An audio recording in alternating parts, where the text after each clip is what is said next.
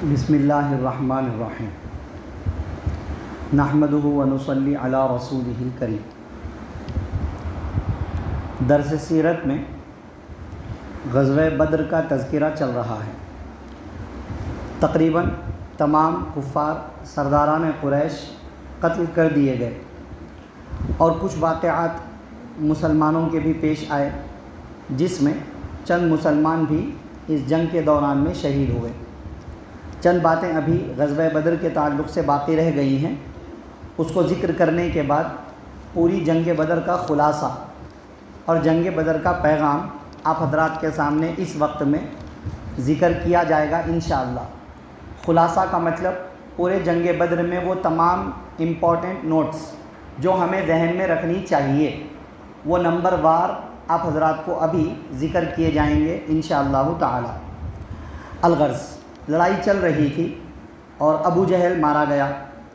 جنگ کے دوران نبی صلی اللہ علیہ وسلم نے ایک بات ارشاد فرمائی کہ قسم ہے اس ذات کی جس کے قبضے میں محمد کی جان ہے، آج جو شخص صبر و تحمل، اخلاص اور صدق نیت کے ساتھ اللہ کے دشمنوں سے سینہ سپر ہو کر جہاد کرے گا اور پھر اللہ کی راہ میں مارا جائے گا، اللہ تعالیٰ اس کو ضرور جنت میں داخل فرما دیں گے۔ عمیر بن حمام رضی اللہ عنہ کے ہاتھ میں اس وقت کچھ کھجوریں تھیں جن کے کھانے میں مشغول تھے۔ یکایک جب یہ کلمات طیبات ان کے کانوں میں پہنچے تو سنتے ہی بول اٹھے، بخ بخ فما بینی و بین ان ادخل الجنت الا ان یقتلنی ہؤلاء، کہ واہ واہ، میرے اور جنت کے درمیان فاصلہ ہی کیا رہ گیا ہے سوائے اس کے کہ لڑتے لڑتے یہ لوگ مجھے قتل کر ڈالیں۔ بس یہ کہا اور یہ کہہ کر کھجوریں ہاتھ سے پھینک دیں اور تلوار لے کر جہاد شروع کیا۔ لڑتے رہے، لڑنا شروع کیا یہاں تک کہ شہید ہو گئے۔ انا للہ و انا الیہ راجعون۔ عوف بن حارث رضی اللہ عنہ نے عرض کیا، یا رسول اللہ، ما یضحک الرب من عبدہ، کہ اے اللہ کے رسول، پروردگار کو اپنے بندے کی کون سی بات سے خوشی ہوتی ہے؟ آپ صلی اللہ علیہ وسلم نے ارشاد فرمایا، بندے کا برہنہ ہو کر خدا کے دشمن کے خون سے اپنے ہاتھ کو رنگ دینا، زرہ وغیرہ کچھ بھی نہیں ہے، ایسے ہی نکل گیا دشمنوں کے مجمع میں اور وہ لڑتا رہا تو یہاں تک کہ دشمنوں کی تلوار نے ان کا کام تمام کر دیا۔ اس طرح وہ لڑتے رہیں تو اللہ تعالیٰ کو یہ ادا بہت پسند آتی ہے۔ عوف رضی اللہ عنہ نے یہ سنتے ہی اپنی زرہ جو انہوں نے پہن رکھی تھی لوہے کا لباس، وہ اتار کر پھینک دی اور تلوار لے کر قتال شروع کیا۔ لڑتے رہے، کئی لوگوں کو قتل کیا یہاں تک کہ وہ بھی شہید ہو گئے۔ انا للہ و انا الیہ راجعون۔ عکاشہ بن محصن رضی اللہ عنہ کی لڑتے لڑتے تلوار ٹوٹ گئی۔ عکاشہ بن محصن رضی اللہ عنہ کی لڑتے لڑتے تلوار ٹوٹ گئی۔ آپ صلی اللہ علیہ وسلم نے ان کو ایک چھڑی مرحمت فرمائی، ایک لکڑی ان کے ہاتھ میں عطا فرمائی اور کہا کہ اس سے لڑو۔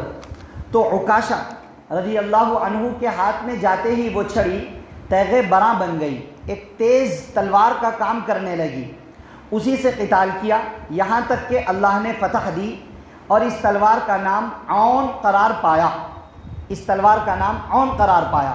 چھڑی تھی وہ، لیکن اللہ کے نبی صلی اللہ علیہ وسلم کے معجزے کی وجہ سے وہ چھڑی تلوار کے اندر تبدیل ہو گئی اور وہ اس سے لڑے اور اللہ نے اس کے ذریعے سے ان کو فتح دی اور یہ لڑائی کرتے رہے یہاں تک کہ پوری جنگ بدر میں مسلمانوں کو فتح ہو گئی۔ یہ تلوار چونکہ نہایت ہی خاص تھی اور نبی صلی اللہ علیہ وسلم کی دی ہوئی تھی اور اس پر اللہ نے خصوصی مدد اور خصوصی تعاون فرمایا تھا، اس لیے اس تلوار کا نام ہی عون پڑ گیا۔ عون کے معنی آتے ہیں مدد، تو اس تلوار کا نام پڑ گیا عون۔ ہر غزوے میں یہ تلوار ان کے ساتھ رہتی تھی، اس کے بعد جتنی لڑائیاں ہوئیں ہر وقت وہ اس کو ساتھ میں رکھتے تھے۔ عبیدہ بن سعید بن عاص بدر کے دن غرق آہن تھا، سوائے آنکھوں کے کوئی چیز اس کی دکھلائی نہیں دیتی تھی۔ دشمنوں کی جانب سے ایک شخص تھا عبیدہ بن سعید، تو وہ پورا لوہے کے لباس میں ڈوبا ہوا تھا، سر سے لے کر کے پیروں تک۔ سوائے آنکھوں کے اس کے کوئی بھی چیز نظر نہیں آتی تھی۔ حضرت زبیر رضی اللہ عنہ کا نشانہ بڑا بہترین تھا، تو انہوں نے تاک کر ایک نیزہ اس کی آنکھ میں مارا، ایسا مارا کہ وہ نیزہ اس کی آنکھوں میں سے گھس کر پورا سر کے پار نکل گیا اور فوراً ہی وہ شخص مر گیا۔ حضرت زبیر فرماتے ہیں کہ میں نے اوپر پیر رکھ کر پوری قوت کے ساتھ میں نیزہ کھینچا، تب کہیں جا کر کے وہ نیزہ نکلا، لیکن اس کے کنارے ٹیڑھے ہو گئے تھے، اتنا مشکل سے نکالنا پڑا۔ رسول اللہ صلی اللہ علیہ وسلم نے بطور یادگار اس نیزے کو حضرت زبیر سے مانگ لیا، کیونکہ اہم نیزہ تھا، انہوں نے دشمن کے اوپر چلایا تھا نشانہ لگا کر کے، اور وہ غزوہ بدر کی یادگار کے طور پر رسول اللہ صلی اللہ علیہ وسلم نے اسے ان سے لے لیا۔ آپ کی وفات کے بعد حضرت ابو بکر کے پاس رہا، پھر حضرت عمر، حضرت عثمان، حضرت علی، پھر حضرت عبداللہ بن زبیر رضی اللہ عنہم کے پاس یہ نیزہ رہا۔ الغرض یہ ایک اہم واقعہ پیش آیا، تو اس کے بعد یہ سلسلہ چلتا رہا یہاں تک کہ اللہ رب العزت نے مسلمانوں کو فتح نصیب فرما دی۔ بحمد اللہ فتح مبین پر لڑائی کا خاتمہ ہوا۔ قریش کے 70 آدمی مارے گئے، 70 کفار قریش، کافروں کے لشکر میں سے 70 آدمی مارے گئے اور 70 کو گرفتار کر لیا گیا۔ یہ نمبر ہے، یہ بھی یاد رکھنے کا ہے کہ قریش کے 70 آدمی مارے گئے اور 70 کو گرفتار کر لیا گیا، قیدی بنا لیا گیا، اور ان میں سے 24 کو جو تمام کافروں کے بڑے سردار مانے جاتے تھے، ان 24 کو میدان بدر کے ایک کنویں کے اندر ڈال دیا گیا، سب کو اٹھا کر کنویں کے اندر پھینک دیا گیا، مگر امیہ بن خلف کہ اس کی لاش، امیہ بن خلف یہ وہ شخص جو حضرت بلال رضی اللہ عنہ کو تکلیفیں دیا کرتا تھا، اور عبد الرحمن بن عوف رضی اللہ عنہ اس کو پناہ دینے کی کوشش کر رہے تھے، مگر حضرت بلال نے آواز لگائی تھی، ابھی آپ نے قصہ سنا، حضرت بلال نے آواز لگائی تھی کہ واللہ، اللہ کی قسم، یہ دشمن خدا و رسول امیہ بن خلف ہے، اگر آج یہ بچ گیا تو پھر بلال نہیں بچے گا۔ ان کا آواز لگانا تھا کہ انصار پورے دوڑ پڑے تھے امیہ بن خلف کو مارنے کے لیے۔ عبد الرحمن بن عوف اس پر لیٹ بھی گئے تھے، لیکن لوگوں نے عبد الرحمن بن عوف رضی اللہ عنہ کے نیچے سے نیزے برچھیں چلا کر کے اس کو مار دیا۔ یہ بڑا سردار مانا جاتا تھا کافروں کا۔ تو امیہ بن خلف کی لاش اس قدر پھول گئی تھی کہ جب اس کی زرہ کو، اس کے جنگی لباس کو، لوہے کے لباس کو نکالنے کا ارادہ کیا تو اس کی لاش ٹکڑے ٹکڑے ہو گئی، اس لیے اس کو وہیں پر مٹی میں دبا دیا گیا۔ جب عتبہ بن ربیعہ کی لاش کنویں میں ڈالی جانے لگی تو رسول اللہ صلی اللہ علیہ وسلم نے دیکھا کہ عتبہ کے بیٹے ابو حذیفہ کے چہرے پر غم کے آثار تھے۔ عتبہ یہ کافروں کا سردار تھا، ان کے بیٹے ابو حذیفہ یہ اسلام قبول کر چکے تھے مکہ کے زمانے میں ہی، اور وہ اسلام قبول کر کے ہجرت کر کے مدینہ آ بھی چکے تھے۔ تو یہ اب لڑائی ہوئی، تو لڑائی کے بعد نبی صلی اللہ علیہ وسلم نے دیکھا کہ ابو حذیفہ رضی اللہ عنہ کے چہرے پر حزن و ملال کے آثار ہیں۔ آپ صلی اللہ علیہ وسلم نے فرمایا کہ اے ابو حذیفہ، کیا باپ کی اس حالت کو دیکھ کر تمہارے دل میں کچھ خیال گزر رہا ہے؟ کیا باپ کی اس حالت کو دیکھ کر تمہیں افسوس ہو رہا ہے؟ ابو حذیفہ رضی اللہ عنہ نے عرض کیا، یا رسول اللہ، خدا کی قسم کوئی خاص مربت والا خیال تو نہیں ہے، لیکن صرف بات اتنی ہے کہ میرا باپ بڑا سمجھدار تھا، بڑا حلیم اور بردبار تھا، اور لوگوں میں بڑے فضل و کمال والا تھا، اس لیے مجھے امید تھی کہ وہ اپنی سوچ، اپنی عقل اور اپنی فہم اور اپنی فراست کا صحیح استعمال کر کے شاید کہ اسلام قبول کر لے گا، مجھے اس بات کی امید تھی، لیکن جب اس کو کفر پر مرتے دیکھا تو رنج ہوا کہ وہ اسلام قبول کیے بغیر کفر پر مر گیا۔ بس اتنی ہی بات ہے، اس کے علاوہ کوئی اور بات نہیں۔ رسول اللہ صلی اللہ علیہ وسلم نے حضرت ابو حذیفہ رضی اللہ عنہ کے لیے دعائے خیر فرمائی۔ انس بن مالک رضی اللہ عنہ سے روایت ہے، کہتے ہیں کہ بدر کے دن رسول اللہ صلی اللہ علیہ وسلم نے قریش کے 24 سرداروں کی لاشوں کے متعلق ایک نہایت خبیث، ناپاک اور گندے کنویں میں ڈالنے کا حکم دیا۔ جو کنویں میں ڈالے گئے وہ سب کے سب سرداران کفار تھے، اور جو باقی مقتولین بدر تھے، 70 میں سے جو باقی رہ گئے تھے، ان سب کو کہیں پر ڈلوا دیا گیا، کہیں پر پھینکوا دیا گیا۔ اور آپ صلی اللہ علیہ وسلم کی عادت شریفہ تھی کہ جب آپ کسی قوم پر غلبہ اور فتح پاتے تو 3 رات وہیں پر قیام فرماتے۔ اسی عادت کے مطابق جب تیسرا روز ہوا تو آپ نے سواری پر ذیل کسنے کا حکم دیا۔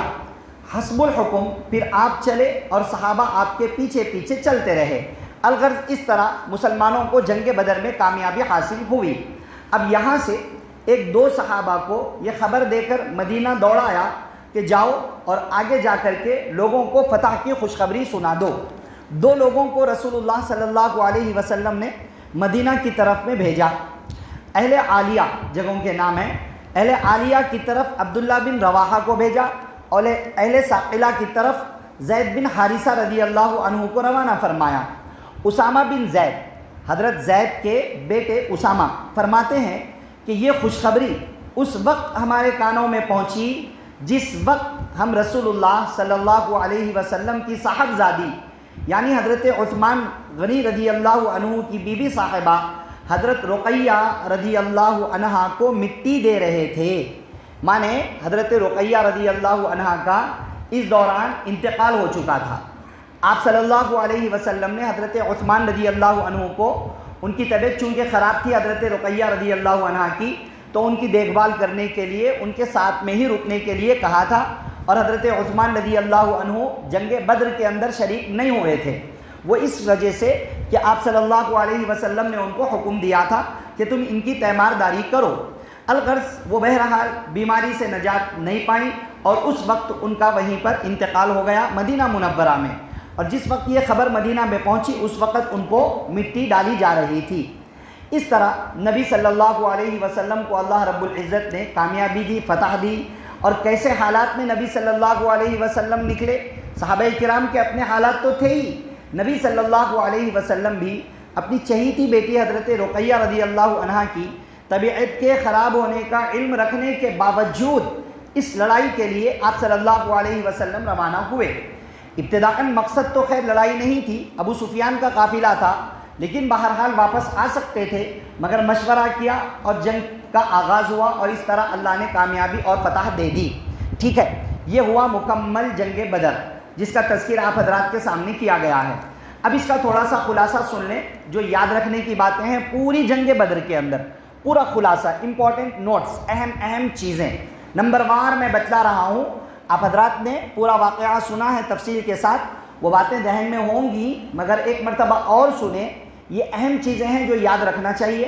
اگر یہ یاد رہے گی تو انشاءاللہ پورا غزوہ بدر ہمیں ایک نقشے کے ساتھ میں ایک مکمل قصے کے طور پر ہمیں یاد رہے گا، اور اس کے پیغام بھی ہمیں یاد رہیں گے۔ ٹھیک ہے، نمبر 1 پورا غزوہ بدر کا خلاصہ۔ نمبر 1 غزوہ بدر سن 2 ہجری رمضان المبارک میں پیش آیا۔ نمبر 2 12 رمضان المبارک کو مسلمان مدینہ منورہ سے روانہ ہوئے۔ نمبر 3 17 رمضان المبارک کو غزوہ بدر جنگ بدر پیش آئی۔ نمبر 4 ٹارگٹ مسلمانوں کا اصل میں ابو سفیان کا تجارتی قافلہ تھا۔ لڑائی کرنا، قریش کے لشکر سے لڑنا یہ مقصد نہیں تھا، اصل مقصد ابو سفیان کا تجارتی قافلہ تھا، مگر وہ باحفاظت چلا گیا تو پھر قریش کے لشکر سے لڑائی ہو گئی۔ نمبر 5 مسلمانوں کی تعداد اس غزوے کے اندر 313 یا 315 کے درمیان میں تھی۔ یاد ہوگا آپ حضرات کو کہ مسلمانوں کی کل تعداد 313 یا 315 کے درمیان میں تھی۔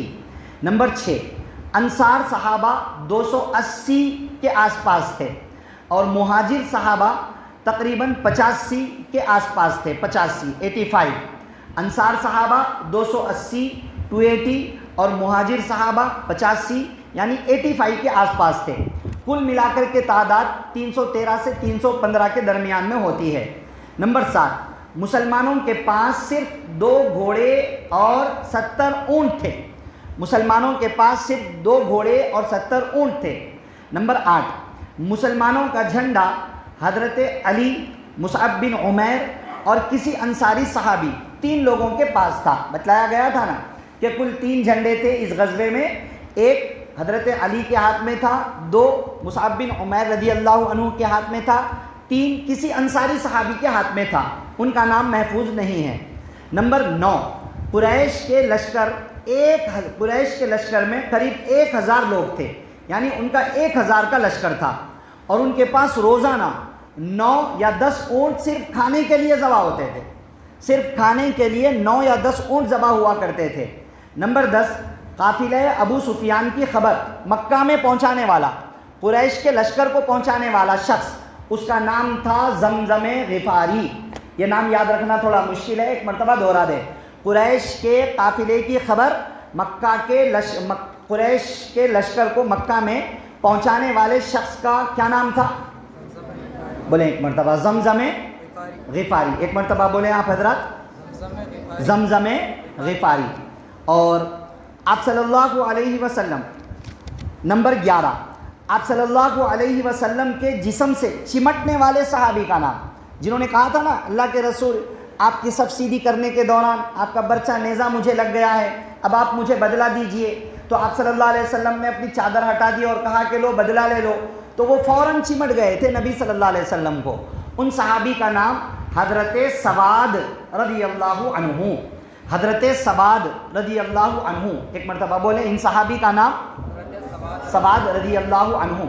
نمبر 12، مسلمانوں کی طرف سے قریش کے لشکر اور ابو سفیان کے قافلے کی جاسوسی کرنے والے صحابہ جن کو نبی صلی اللہ علیہ وسلم نے ذمہ دار بنایا تھا، ان کے نام: نمبر 1 بسبس، نمبر 2 عدی۔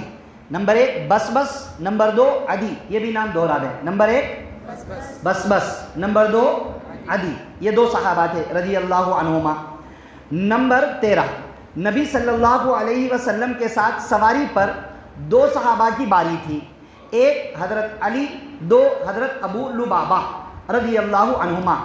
نمبر 14، آپ صلی اللہ علیہ وسلم کے خیمے میں آپ کے ساتھ حضرت ابو بکر تھے اور آپ کے خیمے کی حفاظت کرنے والے صحابی کا نام تھا سعد بن معاذ رضی اللہ عنہ۔ نمبر 15، جنگ کرنے کی رائے دینے والوں میں، جب ابو سفیان کا قافلہ چلا گیا تھا تو اب مشورہ کرنا تھا کہ ہم تو جس مقصد سے آئے تھے وہ تو چلا گیا، لیکن قریش کا لشکر آ چکا ہے، اب ہمیں جنگ کرنی چاہیے یا واپس جانا چاہیے، مشورہ ہوا تھا۔ تو اس مشورے کے وقت میں رائے دینے والے صحابہ کون کون ہیں؟ سب سے پہلے رائے دینے والے حضرت ابو بکر رضی اللہ عنہ، پھر رائے دینے والے حضرت عمر رضی اللہ عنہ۔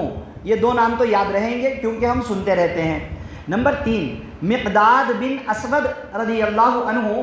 نمبر 4، سعد بن معاذ یا سعد بن عبادہ، سعد نام یاد رکھیے، سعد رضی اللہ عنہ۔ تو کل 4 لوگوں نے آگے بڑھ کر کے رائے دی۔ نمبر 1 حضرت ابو بکر، آپ حضرات بولیں۔ نمبر 2 حضرت عمر۔ نمبر 3 تھوڑی مشکل ہے، مقداد بن اسود رضی اللہ عنہ، بولیں ایک مرتبہ۔ نمبر 3 نمبر 4 سعد۔ یہ 4 لوگوں نے رائے دی کہ اللہ کے رسول آپ لڑیں، ہم ساتھ دینے والے ہیں۔ خاص طور سے مقداد بن اسود اور سعد بن عبادہ یا سعد رضی اللہ عنہ، ان دونوں کی رائے میں یہ کہا گیا تھا کہ اللہ کے رسول آپ آگے بڑھیں، لڑیں، ہم آپ کا ساتھ دیں گے، ہم ویسے نہیں کہیں گے جیسے موسیٰ کی قوم نے موسیٰ سے کہا تھا کہ آپ لڑ لو، آپ کا رب لڑ لو جا کر کے، ہم آپ کا ساتھ دینے والے نہیں ہیں۔ ان لوگوں نے اپنی بہترین تقریر کے اندر کہا کہ آپ بھی چلیں، ہم بھی چل رہے ہیں، ہم آپ کے دائیں سے، بائیں سے، آگے سے، پیچھے سے، ہر طرح سے ہم آپ کا ساتھ دیں گے اور قتال کریں گے۔ نمبر 16، جنگ کے آغاز میں کفار کے لشکر سے آگے بڑھ کر مبارزہ کرنے والے، للکارنے والے جو لوگ تھے ان کا نام: نمبر 1 عتبہ، نمبر 2 شیبہ، نمبر 3 ولید۔ نمبر 1 عتبہ، نمبر 2 شیبہ، نمبر 3 ولید، دہرائیے نا، نمبر 1 عتبہ، نمبر 2 شیبہ، نمبر 3 ولید۔ نمبر 16، مسلمانوں کی طرف سے 3 لوگ جو ان تینوں کے مقابلے کے لیے آگے بڑھے، وہ 3 لوگوں کے نام: نمبر 1 عبیدہ، نمبر 2 حضرت حمزہ، نمبر 3 حضرت علی۔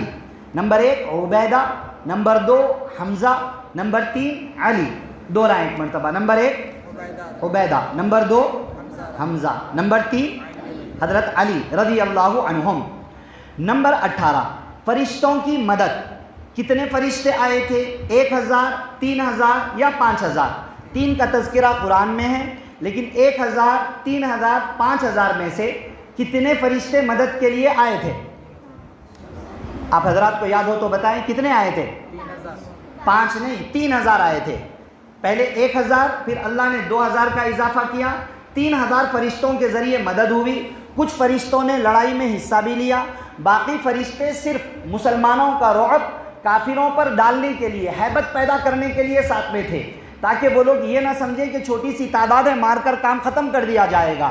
کچھ فرشتوں نے لڑائی میں حصہ بھی لیا، کچھ فرشتوں نے 5000 کی مدد کے وعدے کی ضرورت پیش نہیں آئی، کیونکہ اس کی جو شرط تھی وہ شرط ہی پیش نہیں آئی تھی کہ کافر سارے ایک بار ہی ایک ساتھ حملہ کریں، وہ ہوا نہیں تو 5000 کی مدد بھی ہوئی نہیں۔ الغرض قرآن میں 3 نمبر ہے فرشتوں کی مدد کے، نمبر 1 1000، نمبر 2 3000، نمبر 3 5000، اس میں سے 3000 فرشتوں کے ذریعے مدد آئی، پہلے 1000 پھر 2000 کا اضافہ ہوا۔ نمبر 19، جبرائیل علیہ السلام کے گھوڑے کا نام تھا حیزوم، حضرت جبرائیل علیہ السلام کے گھوڑے کا نام تھا حیزوم، کہ وہ لڑائی کے دوران آئے اور صحابہ نے آواز سنی کہ کہہ رہے ہیں کوئی کہ اے حیزوم آگے بڑھ۔ جب نبی صلی اللہ علیہ وسلم سے کہا گیا تو آپ نے کہا کہ یہ جبرائیل ہیں، گھوڑے پر سوار ہو کر کے آئے ہیں۔ نمبر 20، فرشتوں کے مارنے کا طریقہ، فرشتوں نے جس طریقے پر لڑائی کی غزوہ بدر میں، ان کے مارنے کا طریقہ 2 جگہ پر ان کو مارنے کے لیے اللہ نے سکھایا تھا۔ ایک کافروں کی گردنوں کو مارا جائے، 2 ان کے انگلیوں اور پیروں کے پورووں کو کاٹ دیا جائے، کیونکہ انسان کے ہاتھوں کی جو طاقت ہوتی ہے نا، ہاتھوں کی پورے ہاتھ کی طاقت پنجوں میں ہوتی ہے اور پنجوں کی طاقت اس کے پورووں کے اندر ہوتی ہے۔ اگر وہ کاٹ دیے جائیں تو انسان تقریباً بے بس ہو جاتا ہے، تو وہ بے بس بنانے کے لیے اللہ نے 2 طریقے سکھلائے جس کا قرآن میں ذکر ہے کہ ان کی گردنوں پر مارو اور ان کے پورووں کو کاٹو۔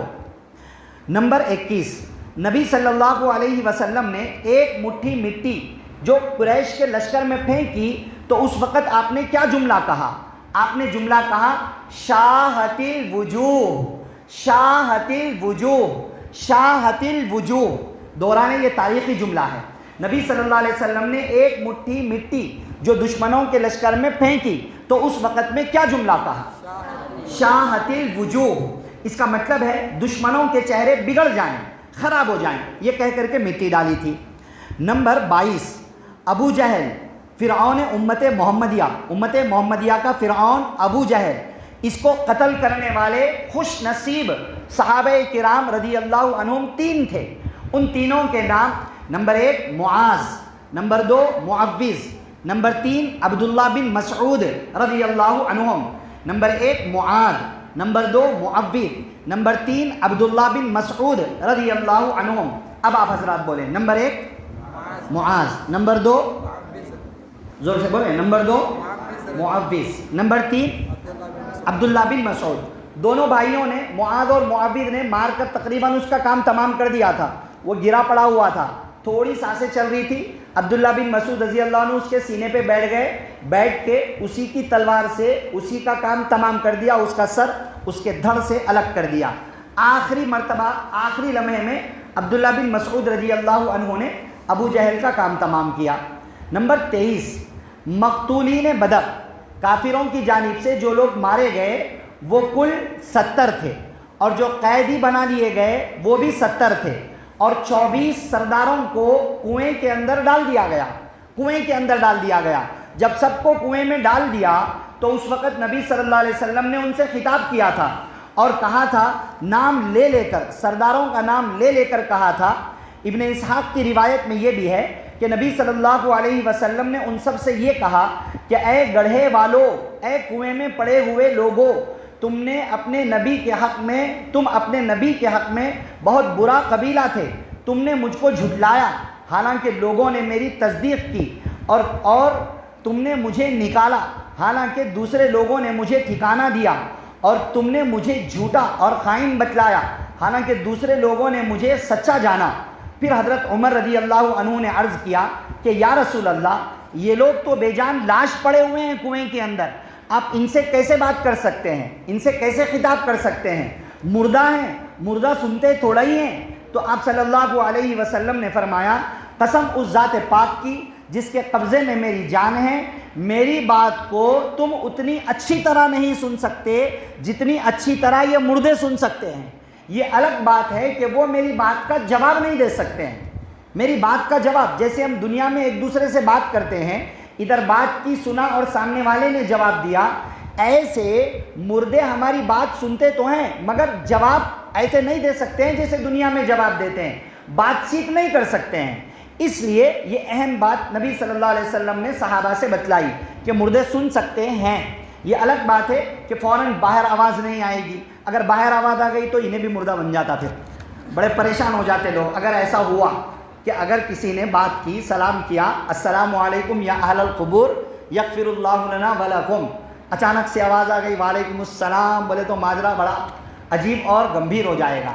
الغرض نمبر 23 میں جو یاد رکھنا ہے کہ جو کفار مارے گئے ان کی تعداد 70 تھی, اور جو قیدی بنا لیے گئے ان کی تعداد بھی 70 تھی, اور مارے گئے 70 میں سے 24 سرداران قریش کو کنویں کے اندر ڈال دیا گیا تھا.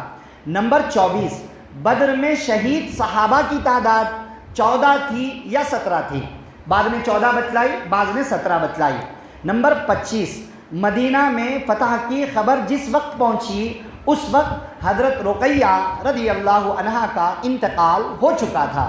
نمبر 26, حضرت عثمان رضی اللہ عنہ جنگ بدر میں اس لیے شریک نہیں ہوئے کہ وہ آپ صلی اللہ علیہ وسلم کے حکم سے حضرت رقیہ کی تیمارداری میں وہاں ٹھہرے ہوئے تھے.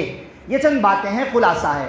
اب آخری چند باتیں کہ اس غزوہ بدر کا پیغام کیا ہے, کیا ہمیں پیغام ملا اس پورے واقعہ بدر کے ساتھ میں. چند باتیں ہمیں پیغام کے طور پر یاد رکھنی چاہیے. نمبر 1, اللہ پر مکمل توکل اور یقین ہو, پورا بھروسہ ہو اللہ کی ذات پر کہ اللہ تعالی ہماری مدد ضرور کریں گے, چاہے ہم تعداد میں کم ہو, چاہے دشمن ہم سے تعداد میں 2 گنا زیادہ کیوں نہ ہو, 1000 کی تعداد والا کیوں نہ ہو, لیکن اللہ ضرور مدد کریں گے جبکہ ہمارا کامل یقین اس بات کا ہو. تو نمبر 1 ہمیں پیغام لینا ہے کہ ہم ہمیشہ اللہ کی اطاعت کے اوپر مکمل توکل اور یقین بنائے رکھیں. نمبر 2, اپنی حیثیت کے مطابق جو اسباب ہو سکتے ہیں وہ تیار کر لیں. اب مسلمانوں کے پاس اس وقت میں اتنا ہی تھا, 2 گھوڑے تھے, 70 اونٹ تھے, کوئی باضابطہ بہت زیادہ تلواریں تو تھی نہیں, بس لکڑی بھی ہاتھ میں آئی تو وہ بھی تلوار بن گئی. جیسے تیسے مسلمان لڑتے رہے, جو ان سے پاسبل ہوا وہ ان سے تیاری اس وقت میں کر لی. تو دوسری چیز, اپنی حیثیت کے مطابق اسباب ہمارے پاس ہونے چاہیے. اگر ہم نے اپنی حیثیت کے مطابق کچھ بھی نہیں کیا, کچھ بھی نہیں کر رہے ہیں ہم, اور سمجھ رہے ہیں کہ اللہ کی مدد ایسے ہی آ جائے گی, کچھ بھی نہیں آئے گی اللہ رب العزت کی مدد. اللہ کی مدد آنے کے لیے اللہ پر کامل توکل بھی ہو, یقین بھی ہو, اور اپنی حیثیت کے مطابق جو ہم سے بن سکتا ہے ویسے اسباب اور تیاری کر لیں. نمبر 3, مشورے کی اہمیت. نبی صلی اللہ علیہ وسلم نے صحابہ سے مشورہ لیا تھا کہ ہمیں جنگ کرنا چاہیے نہیں کرنا چاہیے. مشورہ کرنا بڑا امپورٹنٹ ہوتا ہے, اس لیے بڑے بڑے کاموں کے لیے ہمیں مشورہ ضرور کرنا چاہیے. ایسا نہیں کہ بھئی ایک اکیلا آدمی تنہا فیصلے کرتا چلا جائے, 10 لوگ ہیں ان سے کوئی رائے ہی نہ لی جائے. تو مشورہ بہت اہم ہوتا ہے, اس لیے مشورہ ضرور لینا چاہیے. نمبر 4, نمازوں کا اہتمام, کہ عین جنگ کے وقت میں بھی تمام نمازوں کا اہتمام ہو رہا ہے, تو نمبر 4 نمازوں کا اہتمام ہونا چاہیے. نمبر 5, دعاؤں کا اہتمام. نبی صلی اللہ علیہ وسلم نے کیسے دعائیں کی تھی, اس قدر شدت کے ساتھ میں رو رو کر اللہ سے مانگ رہے ہیں کہ آپ کی چادر مبارک آپ کے جسم سے نیچے گر رہی ہے. کتنا رویا ہوگا آپ صلی اللہ علیہ وسلم نے کہ آپ کی جسم مبارک سے چادر بھی گر گئی. تو ویسے رو رو کر شدت کے ساتھ میں گریہ وزاری کر کے اگر اللہ سے مانگا جائے تو اللہ مدد ضرور فرمائیں گے. تو نمبر 5 دعاؤں کا اہتمام. نمبر 6 دین کی خاطر قربان ہو جانے کا سچا جذبہ کہ کھجور کھا رہے تھے پھینک دیے اور میدان بدر کے اندر لڑائی میں کافروں کے درمیان میں گھس گئے, شہید ہو جائیں کوئی مسئلہ نہیں لیکن دین کی خاطر آگے بڑھ رہا ہوں. تو دین کی خاطر قربان ہونے کا سچا جذبہ ہونا چاہیے. نمبر 6 جو لوگ مسلمانوں سے لڑنا نہیں چاہتے ہیں ان کے ساتھ نرمی کا معاملہ. اس پورے غزوے میں آپ نے دیکھی ہے یہ بات کہ آپ صلی اللہ علیہ وسلم نے کہا تھا کہ چند لوگ زبردستی غزوے میں آئے ہیں, وہ لڑنا نہیں چاہتے تھے, اس لیے اگر وہ پکڑے جائیں تو ان کو مارو مت, صرف ان کو قید کر لو. نرمی کا معاملہ, یہ ہے اسلام. اسلام سکھاتا ہے کہ جو لوگ لڑائی نہیں کر رہے ہیں, جو لوگ لڑنا نہیں چاہتے ہیں, ان کو مارا نہ جائے, ان کا خون بہایا نہ جائے اور ان کو قتل نہ کر دیا جائے. یہ اسلام کی اہم تعلیم ہے.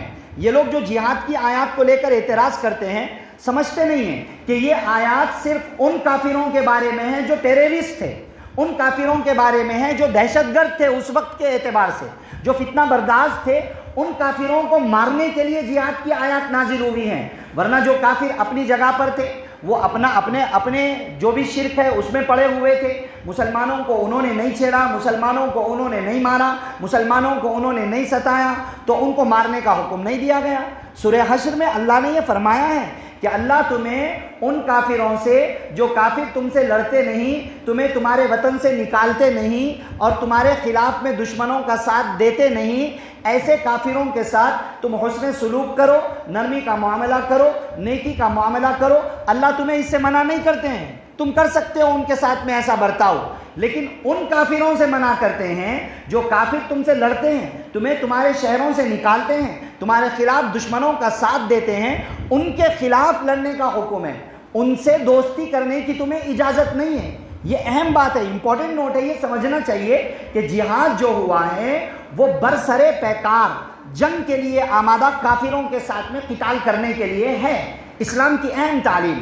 آج اللہ رحم فرمائے جو حالات ہمارے ملک میں پریزنٹ میں چل رہے ہیں، پریزنٹ میں، کہ مسلمانوں کے ساتھ میں قطع تعلق کر دیا جائے اور ان کی دکانوں کو بند کر دیا جائے، فلاں فلاں فلاں، بلا وجہ کے مسجدوں کے اندر مسجدوں کو آگ لگا دی جائے، درگاہوں کو آگ لگا دی جائے، فلاں۔ اسلام نے ایسا کبھی نہیں سکھایا کہ کسی کی عبادت گاہ کو بھی جا کر کے تم ایسے ہی توڑ دو، کسی بھی کافر کو تم ایسے ہی جا کر کے مار دو، اسلام نے نہیں سکھائی ہے یہ بات۔ لیکن لوگ اسلام کی غلط تشریح کر کے اور اسلام کے بارے میں پروپیگنڈے کر کے نفرتیں پیدا کرنے کی کوشش کر رہے ہیں۔ تو غزوہ بدر سے ایک اہم پیغام یہ ملا کہ جو لوگ مسلمانوں سے لڑنا نہیں چاہتے ہیں ان کے ساتھ میں نرمی کا معاملہ کیا جائے۔ نمبر 7، بوقت ضرورت جہاد اقدامی یا دفاعی کا اہتمام۔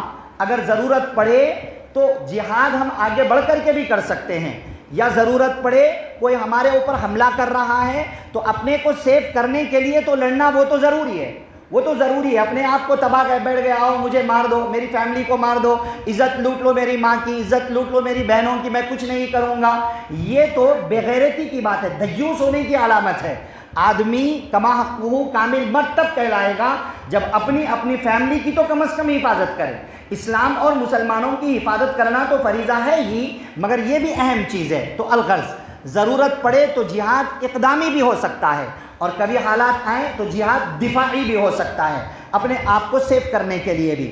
نمبر 8 جو امپورٹنٹ چیز ہے وہ یہ ہے کہ پورے غزوے میں صحابہ کرام رضی اللہ عنہم نے مکمل طور پر رسول اللہ صلی اللہ علیہ وسلم کی اطاعت کی، مکمل اطاعت کی۔ تو ہمیں یہ پیغام ملا ہے کہ سارے مسلمان ساری زندگی ہر وقت میں رسول اللہ صلی اللہ علیہ وسلم کی تعلیمات پر عمل کریں، اور آپ صلی اللہ علیہ وسلم نے جو کچھ باتیں بتلائی ہیں اسے دل و جان سے قبول کریں، سر تسلیم خم کر دیں، آپ صلی اللہ علیہ وسلم کی تعلیمات کے آگے اپنی خواہشات کو پیچھے ڈال دیں، اپنی خامخواہ کی جھوٹی ادھر ادھر کے بہانوں کو پیچھے ڈال دیں۔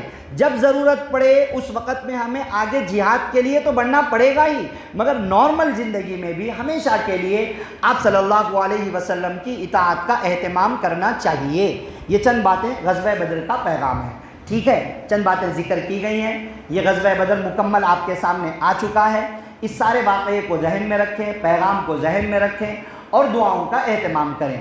دعا فرمائیں کہ اللہ تعالیٰ مجھے آپ کو سب کو واقعہ بدر جتنا بھی یاد رہ سکتا ہو، رہے یا نہ رہے، واقعہ بدر کا پیغام ذہن میں رکھ کر اپنے آپ کو کامل و مکمل سچا پکا مسلمان بنانے کی اور عمل کی باتوں پر عمل کرنے کی، بچنے کی باتوں سے بچنے کی اور عقیدے کی باتوں پر عقیدہ رکھنے کی توفیق نصیب فرمائیں، آمین۔ سبحان اللہ و بحمدہ، سبحانک اللہم و بحمدک، ونشہد ان لا الہ الا انت، نستغفرک